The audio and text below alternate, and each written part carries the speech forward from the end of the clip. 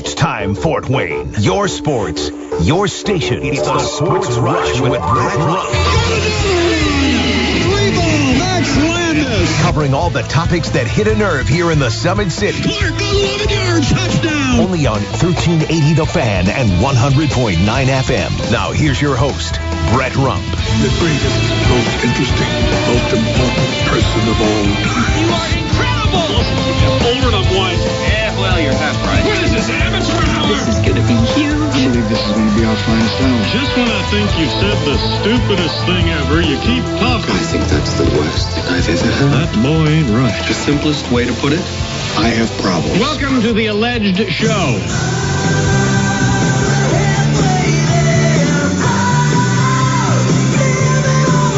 Taking you over the hump. It is a Wednesday edition of the Sports Rush, your daily local sports fix, 4 to 6. I am Brett Rump. He is Adam Lundy, and you have connection with us on the Parkview Sports Medicine text line at 260-447-8500. That's 260-447-8500. Big hour on the way, including pulling one out of the archives from 2 years ago when we had a talk with Jackson Merrill out of Parkview Field on a night very similar to tonight. It was cloudy, little threat of rain. I remember it wasn't a great night.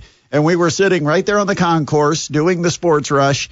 And as he walked by trying to scurry and get away from us, we snagged him, pulled him in, got a chance to talk to him for about 10 minutes, and look at where he is today.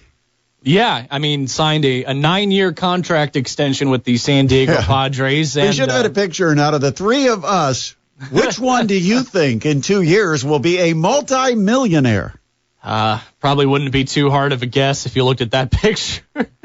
What are you saying?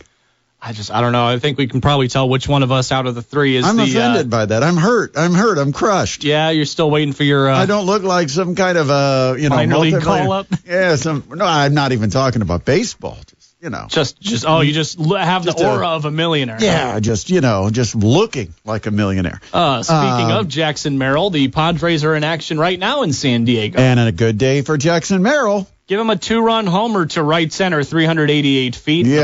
Yeah, he better go back and get that get that deal reworked.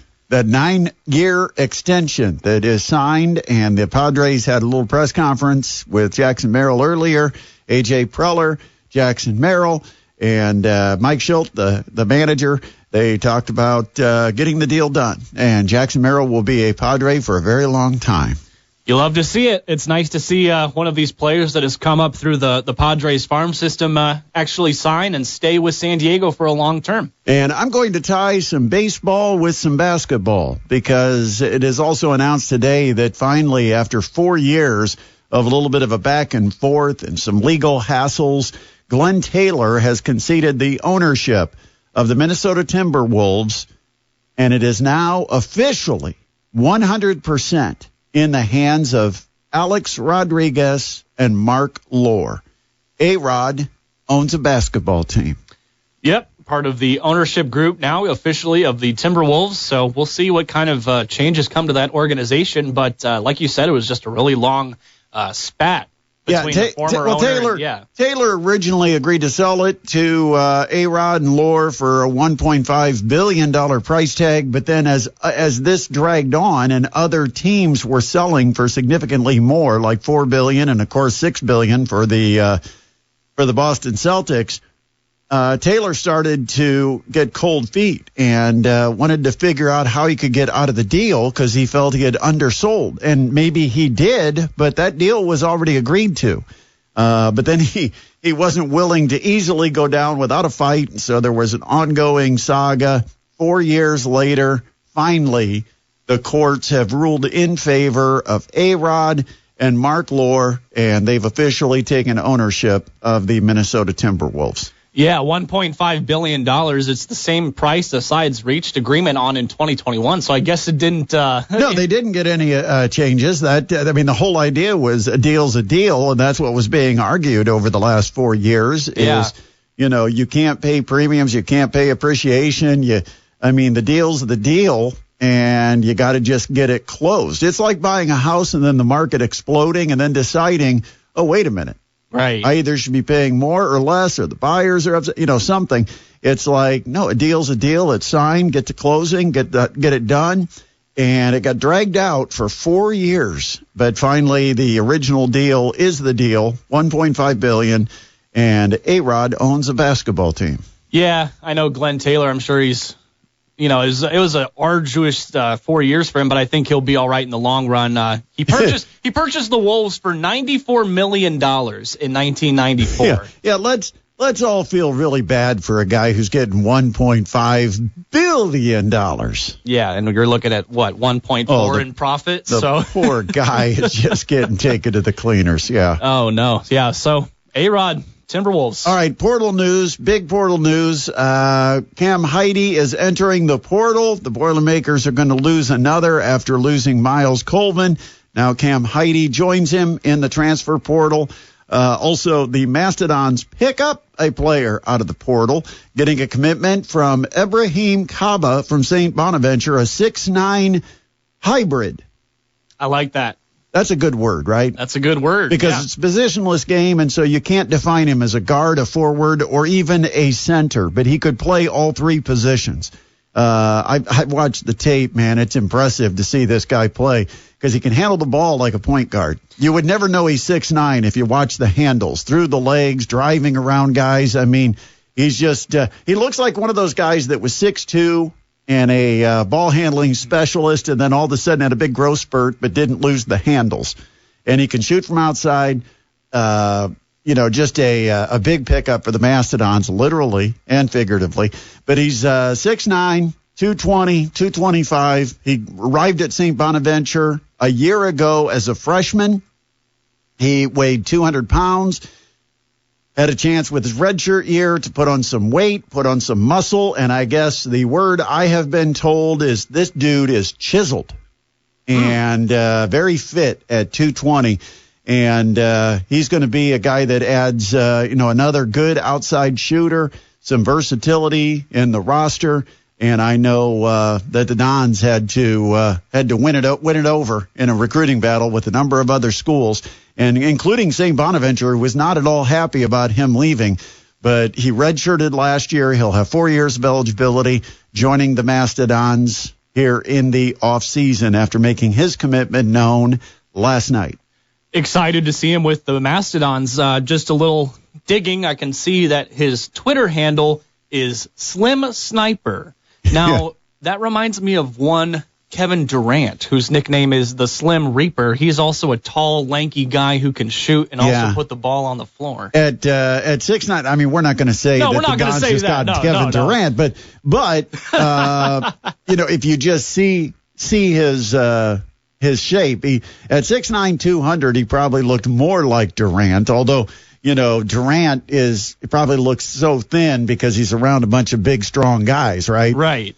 Because that's the thing I always noticed about NBA players is they're always bigger than in person than they look like on TV. Yeah, and it's a rarity, especially in the league, where you see a tall player remain as lanky and as thinly muscled as someone like Durant. Yeah, like me at 6'3", I feel like a tall guy. Yeah. And then you watch TV and you watch the NBA and you see all these little point guards, and then I get a chance to meet one and I'm looking them eye to eye, or they're looking down at me. Yeah. And it's kind of strange, but no, he's a little bulkier now, putting on the extra muscle, but he's still a slender frame at 6'9". But he's like that Kevin Durant type where you've got the versatility of taking him down back to the basket, or he could step out and hit outside threes. He could drive. Just really an exciting player to put into the roster. And what I like is he is 6'9", and he's not another 5'8" guard or 6-foot guard. The Dons last year, if you might have heard me say this, they were the fourth smallest team in all of Division I basketball, and they were the same the year before. So they've been a very short roster for the last 2 years. So to start to pick up some height, and what I'm told is there is a lot of visits that are scheduled after a dead period. So maybe in a couple of weeks we'll start to get a good rush. And there's some guys on the list, like we went through Twitter and did a search. Yep. And you got Blake Barkley, who the Dons have been in contact with. Of course, he's also been contacted by schools like Richmond, Chattanooga, Marshall, Lipscomb, North Dakota State, Evansville. I don't know. I can't read my writing. Stetson. Yeah. But Blake Barkley's a 6'8", 220-pound guard forward out of Northwestern, and he'll still have 3 years of eligibility remaining. And he was a 37% three-point shooter, 53% for the field. And then you have Jahi Benet. Jahi Benet. And I like this guy. He looks like a very athletic player. We watched the tape yesterday after the show, and this guy was slamming it down with the best of them. He's built like Jackson. Yeah. You know, he's like built almost like a linebacker type, but man, does the guy explode off his feet. And he was throwing down some big-time dunks. 6'7", 215 pounds, listed as a forward out of Alcorn State. He only has 1 year of eligibility left, and I know Coach Kaufman's always a little resistant to go after the 1 year guys. Yeah. But at this point, when you've got as many roster spots to fill as the Mastodons do, I don't think you can complain about getting a guy as good as Benet. But he's another guy I know that the Dons have contacted, and hopefully he is on the visit list. But I have no idea who's going to be in town visiting. But They've also talked to Jaquavian Florence, a 6'4" guard out of Charleston Southern, a D2 guy. He's only got 1 year left, but a 17-point-per-game score, 4.5 rebounds, shot 37% from three. So some impressive talents. You know, it's kind of fun because we've never had this before where the Dons have actually been really active in the portal. Yeah, we're doing the whole thing. We can actually kind of play along as a sideline GM and say, well, here's the lineup I think you should put together. You should get 2 6'9" guys, maybe a 6'10", and then you should get 3 or 4 guys that are like 6'6", 6'7", 6'8". You need to get a couple of 6'4", 6'5" guys because you got to have those bigger guards, and then 2 or 3 point guards. And you've got the complete roster. There you go. We can do it all for you. We can set it all up perfectly. We're all ready for next season now at this point. No, we got the plan. Well, Maria Marquesano already was going to have a challenging offseason because she loses her starting 5 from this historic team this year. And 27 wins, quite the year for women's basketball at Purdue Fort Wayne. And now they're going to have yet another open roster spot as Renna Schwieterman has announced that she is going to enter the portal. And she put out a statement earlier that she wanted to thank God for giving her the blessings through basketball. Wanted to thank the coaches, teammates, advisors for supporting her, giving her an opportunity to play. Kind of goes on, talks about all of her individual supporters and coaches that she dealt with. Says it's been a blessing to be a part of PFW's winning program. But with that being said, she's decided that she's going to continue playing the game I love and enter the portal. So, yeah, you wish her all the best and hope she finds a good landing spot. We were kind of just talking about her fit on the team over the last commercial break when we were talking about this news. And I know, Maria Marquesano loves gym rats, people who will commit first and foremost to always being in the gym. And I know Renna has a lot going on with her life, and I'm not sure if that's any conflict at all. I really can't say. Renna got engaged last summer, and so I look at it and I think, here's the dilemma for someone like Renna Schwieterman. She was someone that, with a skill set, with her athletic ability, she was made to really guard a post. She wasn't quite quick enough, athletic enough to keep up with some of the Division I 3s and 4s, and especially anything in a guard-related position. So primarily you had to put her on the floor to play the 5 position. But she's barely 6 feet tall, which means she's undersized as a 5, but she wasn't quick enough to guard a 3 or a 4. And so you put her in at the 5 position, but then you've got a 6'2" Jocelyn Limbo, who's been a starter for, 3 years? And then you have Sydney Graber, is she a 5th year or 6th year player, grad student? She was playing as the backup big, and what happens is it just squeezes the minutes away. There's just nowhere you can put Renna to get her on the floor. And so, by the numbers. It just didn't work out real well this year. And hopefully she finds a place where she is a fit. I know she's close to her family. I'm not sure if it could be at a lower level that's still locally or regionally connected, but we wish her the best. And it's one more spot for women's basketball. They got quite a few. They now have, they lose 8 of their top 9 players, 9 out of 10 if you count Renna. Man. They are getting 4 incoming freshmen. 3 of them are smaller guards, and then they have a 6'4" freshman who is coming in. But, in some ways, being able to play the portal game, if you've got a good program and you got good connections, sometimes it's not a bad thing. Like right now, who wouldn't want to be a part of this quality program that's been on display in the championship game of the Horizon League on ESPN television? It's, been made back-to-back WNIT tournaments, made the Super 16 one year, made the Great 8 the next year. Yeah, wins over Power 5 conference teams. So you get to play postseason basketball. You get to play for a really good program. I would think that is a big lure to bring in talent out of the portal. And so this is an opportunity for Maria Marchesano to play the portal game more so than she has ever played it before. I don't think any coach wishes that they lose their starting 5 all in the same year, but that's been a heck of a run by that core group. And John mentioned it with Amelia Broman-Schenkel, Jocelyn Limbo, and Audra Emerson. Those 3 came into a program that was at the bottom of Division I basketball. And one win the year before Maria arrived and the year that they were recruited. And the progress that group made over 4 years to get the program to where it is today, they've certainly left a mark and left a legacy on the program. It's been outstanding. Yeah, no question about it. Huge credit to that group and Coach Marchesano. But just like the men's side, we'll be following along with that transfer portal tracker now, my friend. Yeah. By the way, we talked about Ryan Conwell yesterday and his visit to IU. Yes. Well, after he visited IU, he committed to Louisville.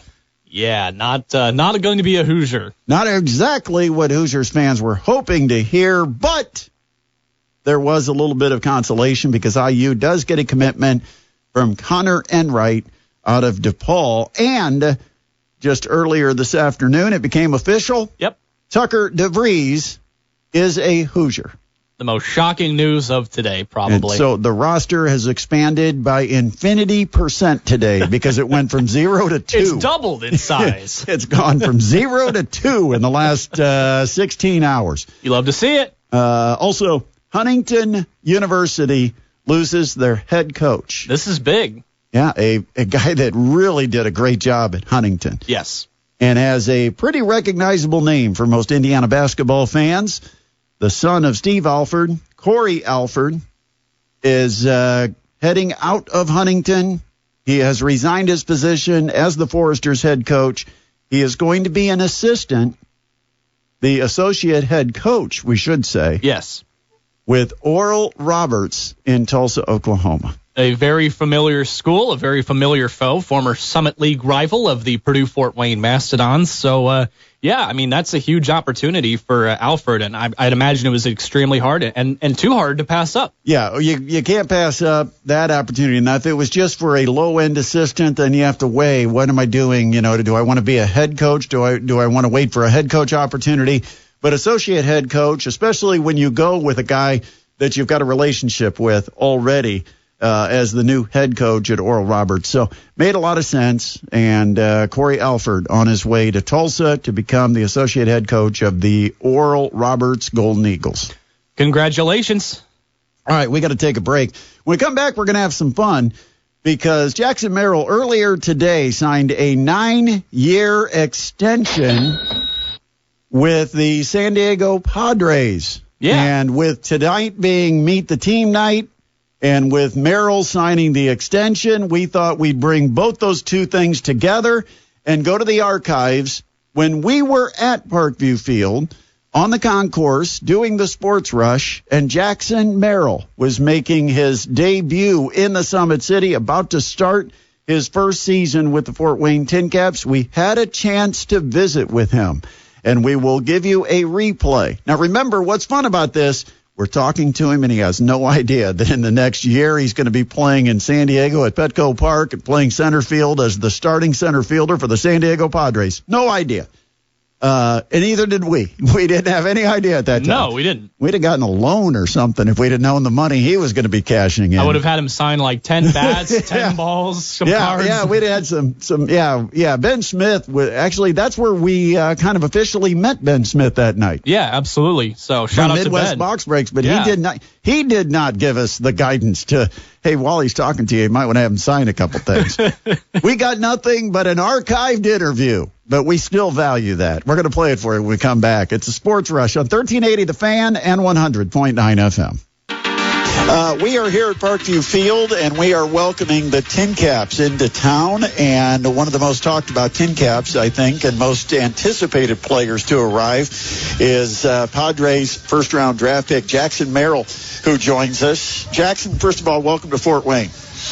I'm glad I'm here. Glad to be welcomed by you guys. Nice place, very nice stadium. So I'm excited to be here, get the season going. Of course, you have had a ride through Lake Elsinore last year, now coming out here. As far as your progression, having that chance to play a little spring training baseball, does it make you hungrier? Do you want to speed up the process? I mean, what was that like to get that opportunity to play some games with the big club and then know you're not that far away? Yeah, it was really nice because I got to start a lot of the games. I played a lot of games with Machado and Cronenworth and Toddy and all them. So it was pretty fun to get out there and get a feeling of what it's going to be like in the future. And I wouldn't say I want to speed up the process at all. I kind of still play in the present and just keep to myself and make sure I'm staying humble. So I'm not rushing myself. I'm here in the moment, ready to play for Fort Wayne. Well, I know there are ways that the pro players, the guys at the big level, that they can keep you humble and, maybe practical jokes or something. Was there anything that went on at spring training where they kind of had to teach you your place? Yeah, but I was really never in their way, so they never had to say anything to me. But there was a couple times where sort of the veteran guys would get on me a little bit, not like anything serious. They'll see me doing like recovery or something, be like, oh, you're 19, you don't need to do that. And I'm like, well, trying to stay healthy now. Did you carry equipment or anything? Did you have to carry anybody's bag? No? I didn't have to do anything. That's not part of the rookie orientation, huh? No, I was chilling, but yeah, it was a really fun time. It was really cool to be on the field with such good players and be coached by Bob Melvin, the coaching staff there. It was really nice. Who was the toughest pitcher you faced in your time in spring training? Was there one guy that you just thought, man, that's some major league stuff? I'd say honestly, like most of the games, everyone was really good. But I'd say the one Dodgers game, I had 3 ABs, and my first AB was off Syndergaard, and then my second AB was off Dustin May, and then I don't remember the last guy, but they were all really nasty. So I was like, yeah, this is what it's going to be like. But yeah, I think it was good to see those guys, see the good arms up there. It was really good for me. You signed, you got a pretty healthy bonus. We don't have to give the number, but there's a lot of digits in it.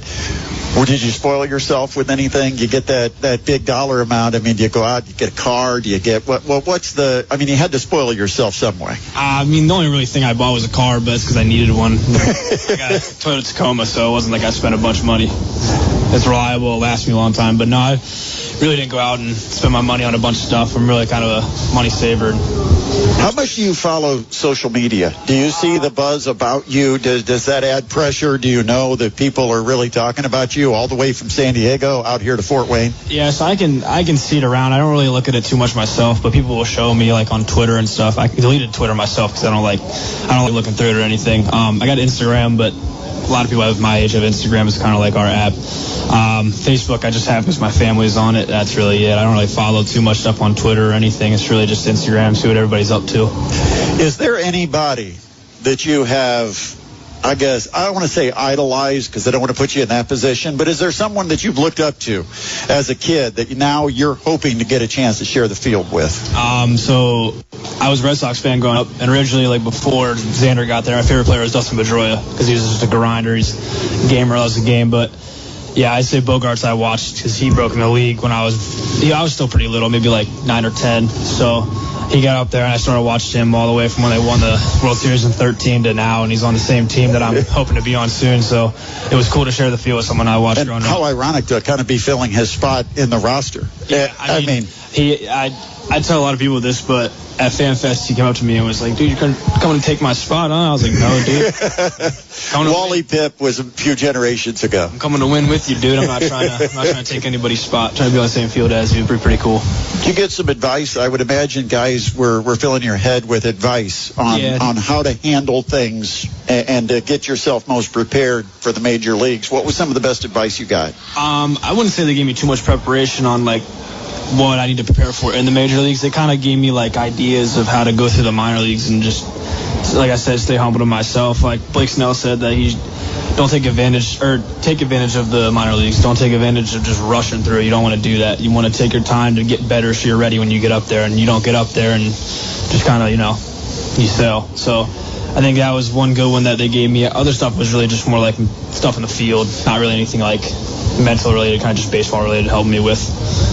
When the bus pulled in here a couple days ago, was that your first time to make it into Fort Wayne? Yeah, this is my first time being here. It's a really nice stadium. Obviously, Midwest weather isn't the best compared to the West Coast, but yeah, this is a really nice stadium. It's probably one of the best minor league parks I've ever played in. What have guys told you about the park? I imagine there's always some guys sharing information, knowing you're coming here and wanting to tell you, hey, here's what to expect from Fort Wayne and Fort Wayne fans. Yeah, so I got like people that have been here last year, and they say, oh, it's cold, and I'm really like, it's okay. I grew up in Maryland. Winters are extremely cold. The falls are cold. The springs are cold. So I played in the cold like all I was growing up.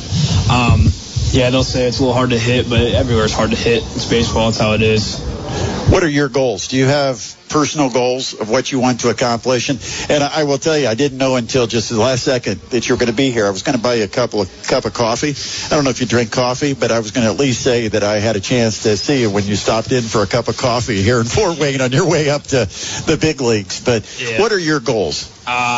People ask me that all the time, and I really just keep it simple, and I just want to win. That's all it is, really. It's all. Everyone asks me that in Elsinore, like, you trying to get out of here? I'm like, no, dude, I'm trying to win in the present. Just be myself around the guys, make sure the team's all together, nobody's kind of drifting apart, and if we're more together or more locked in together, we're going to win. Is that one of the difficult things about this level of professional baseball is everybody has to be concerned with their personal performance because they've all got a goal to move up, but yet when you're together, you also want to win. That's got to be some kind of a balance that you've got to work through, doesn't it? Yeah, I mean, it's a little difficult sometimes, but I feel like everyone really knows their part and what they play to the team. Like in Lake Elsinore, we all were, even if someone was struggling, we didn't leave them behind and just kind of just dip and dive on them. We brought them up with us. Like if someone was struggling, we'd go to the cage with them the next day and really just work and get their hitting fixed or anything like that. It was never like we left anyone behind. Like even people that were really not playing as much, they were getting a lot of work in. They were working with us. We were all getting better at the same time. So here I feel like that's just all it is. If you all work together, don't leave anyone behind. Don't really look at anyone and be like, oh, they're struggling. Let me just be myself and keep playing the way I am. Like try to distribute some of your energy into them, make them feel a little better so then they can play better. I know you're still a young guy, but do you feel as a first-round draft pick and as somebody that's obviously being talked about pretty heavily within the organization, do you feel a responsibility as a leader in this clubhouse? Yeah, I feel like I'm definitely one of the bigger leaders, but I also think that a lot of our players are leaders themselves. I don't feel like we have one specific leader that leads the whole org. I think a lot of people in this last draft and my draft have really like stepped up and become bigger pieces of the org. Like I know a lot of people have kind of moved up quicker than others, but a lot of my friends that drafted in this past year and then my draft, we've really blended together well, and everybody's kind of themselves and their own leader in their own way. What did you learn a year as being a pro? And I know we were low A. One of the points that we discussed quite a bit with TinCap's management at that time, Anthony Contreras, was his job was to teach guys how to become a professional, that they're living away from home. They're having to get used to, things away from the field, but also learn how to conduct their business at the field. What have you learned and how have you changed over the course of your professional career? I'd say I really haven't had too much teaching on how to be a professional myself. I feel like I was raised in a really good household and kind of just learned to be respectful my whole way up. And then when I started living on my own out here, kind of moved away from home, I feel like just being by myself and being an individual was really like beneficial to me. I feel like I started to just like realize what was good for me in life and what was bad for me in life, and kind of just pick and choose what people I should be around. Not try and be around too many people that don't really care about their careers as much. Really be with people that work hard. And I'd say the coaching staff all over the Padres org is just phenomenal now. I feel like the amount it's grown in the past 2 years that I've been here is like it's top notch. Like, you don't really see us getting ranked as the highest farm system anymore. Everybody says, oh, they're depleted, but I can tell you we have a lot of people in this org that are here to play. We have a lot of coaches that really care about it. Being in the Eastern time zone, having the Padres out on the West Coast, you probably have a lot of chances when the games end or things wrap up here to be able to go and watch the Padres. Do you watch the games differently now? I mean, it's like, hey, there's my buds. There's the guys playing third next to me. It's pretty funny. We watched the past 5 games of the apartment that we were staying at. A lot of buddies of mine, we just kind of just gather up and watch the games. Last night was pretty cool with the back-to-back homers, kind of walk it off. But yeah, it's cool. Like, you see Manny run off the field. I'm like, oh, I was just playing right next to him. You see Xander. I was like, oh, I was just taking infield with him. It's pretty cool. But yeah, I'm excited for what they have in the future too. Obviously, they got off to a little 0-2 start. Bad 0-2 start. It's not how you start, it's how you finish. So.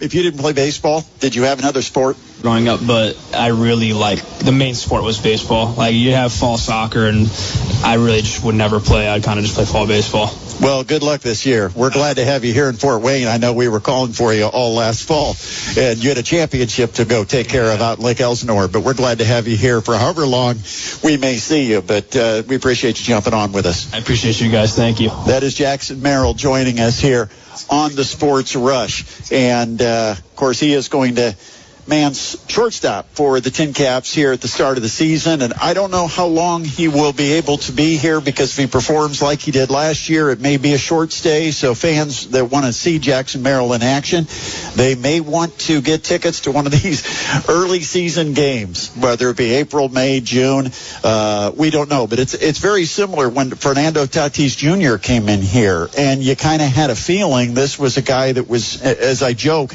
stopping by for a cup of coffee, because you almost assumed that if he was as successful as his reputation led us to believe, that he was going to probably get a call up and be moved through the organization. And that's a little bit where we're at. Now, the one thing that's different with Tatis versus Jackson Merrill is this is now high A, this is not low A.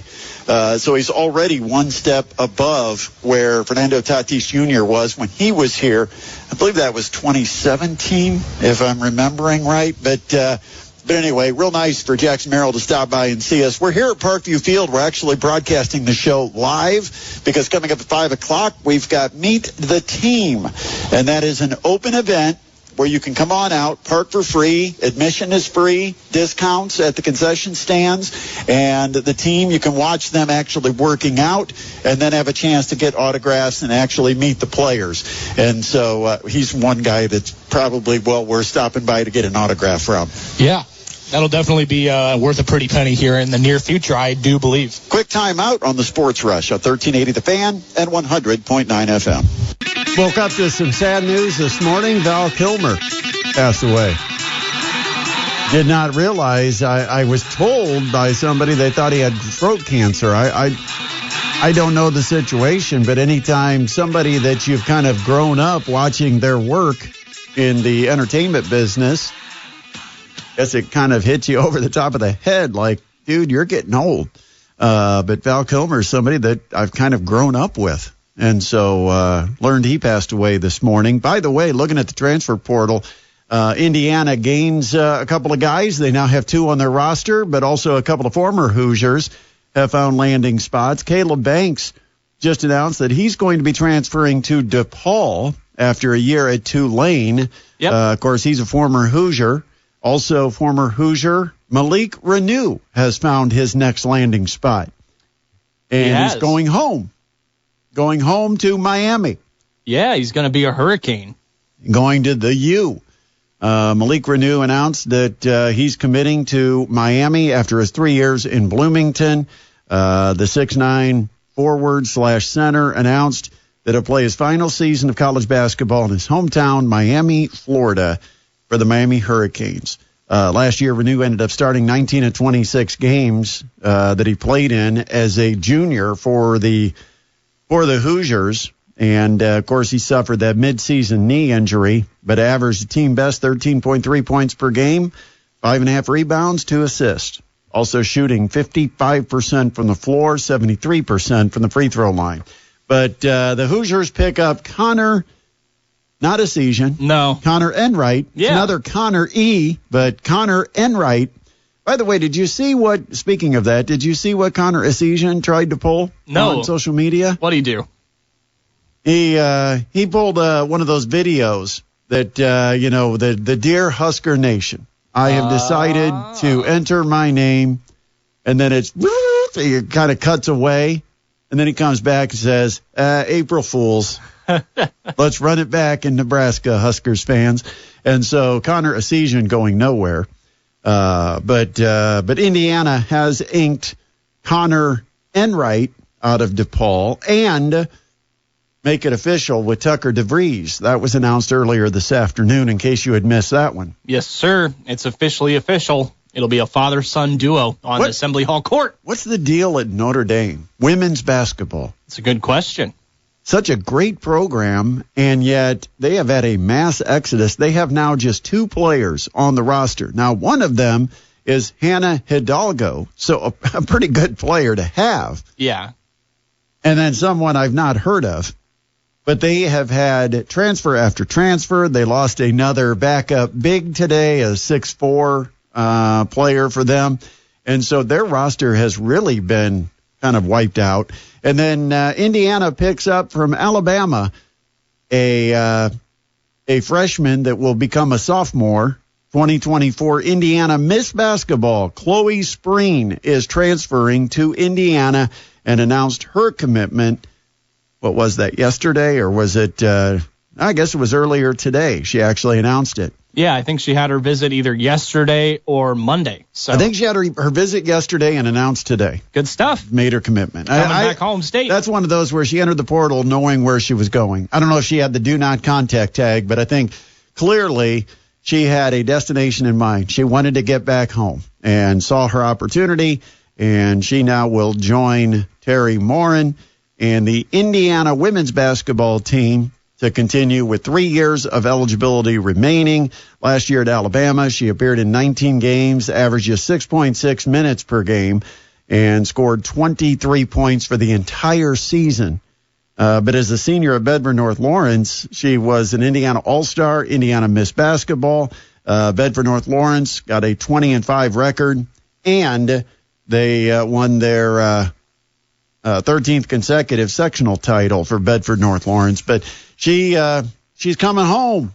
Yes, sir. You see that with a lot of players. That's why sometimes when you look at the portal, and this is something that coaches have to do, is they can't look at just the certain level that they're looking at, but they got to look at different levels and figure out, is this someone who just wasn't getting their minutes at a power conference, or is it somebody that might want to come back closer to home? Because you look at Indiana kids, you look at kids from Michigan that maybe went off to Texas or went off to Arizona.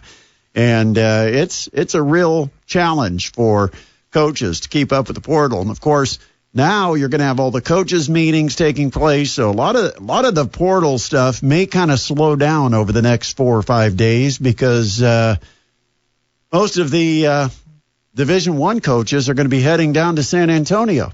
And, of course, that's where the Sports Rush will be broadcasting from starting. No, I can't do it. I'm a day late for the April Fool's joke. Yeah. No, we're not going to be at the Alamo Dome. No, we will be, though, at Parkview Field on Friday. Yes, we will. For the start of the TinCaps baseball season, it will be the home opener Friday night against the Lansing Lugnuts. And that'll be a 7 o'clock first pitch. Of course, all the pomp and circumstance of having an opening day. And it always seems like the TinCaps are opening up on the road, so it's kind of nice to have the official season opener taking place right here in Fort Wayne Friday night. Well, maybe it'll be nice because we have to wait and see what the weather is. Yeah, we do. But looks like it might get cold over the weekend, might have some passing precipitation. But fingers crossed for a little open window on Friday. Yeah. Yeah. We hope. Fingers crossed. And then, what is it, Sunday when they're predicting the storms? Hopefully those hold off until after the game. But looks like Sunday at some point could be another round of storms like we just had last night. Oh, man. Maybe even at a higher level, at a more dangerous level. Hold on to your hats. So, yeah, you have to keep an eye on the forecast, but you know what? It's nice to come out to Parkview Field and feel like, okay, I'm officially part of the spring and summer seasons. Forget about winter. It's baseball time in Fort Wayne, and you've got that Friday, Saturday, and Sunday out of Parkview Field, and we'll be doing the Sports Rush live this Friday, 4 to 6. For opening day. All right, we got to take a quick time out. We're going to come back. We'll wrap it up on the other side. It is the Sports Rush on a hump day on 1380 The Fan and 100.9 FM. Welcome back to the Sports Rush, your daily local sports fix, 4 to 6. It was a lot of fun having that replay of Jackson Merrill. Yeah, with all the new context. Yeah, you listen to silly questions we're asking 2 years ago, but there were a lot of things that were kind of laughable when you think about what the 2 years has been when you're talking about having a cup of coffee at Fort Wayne on a fast track to San Diego. Yeah, turned out he was on a very fast track to San Diego. No question, and on a fast track to being runner-up for Rookie of the Year. He skipped right past El Paso. Yes, he did. He went straight from San Antonio at AA right straight to the Padres and became their starting center fielder. But it was just fun to listen to some of the back and forth and what his expectations were and what we were joking about, the memorabilia. Come on out. You might be worth something someday. Yeah, he did pretty well. He was the runner-up in the Rookie of the Year voting a year ago to a guy named Paul Skeens. And he hit a home run earlier today. Yep, signed a contract extension and then gets a home run against the Guardians. Also, side note, Connor Enright, who made his commitment to Indiana, it happens to be his birthday. So happy birthday to new Hoosier Connor Enright. Good birthday day. Coming up tonight, we've got Pacers basketball as they'll take the court down at Gainbridge Fieldhouse against the Charlotte Hornets with a 7 o'clock tip-off. We've got all your coverage coming up at the pregame at 6:30. Thanks to John Nolan for joining us. Also, thanks to the memories of Jackson Merrill. This has been the Sports Rush on 1380 The Fan and 100.9 FM.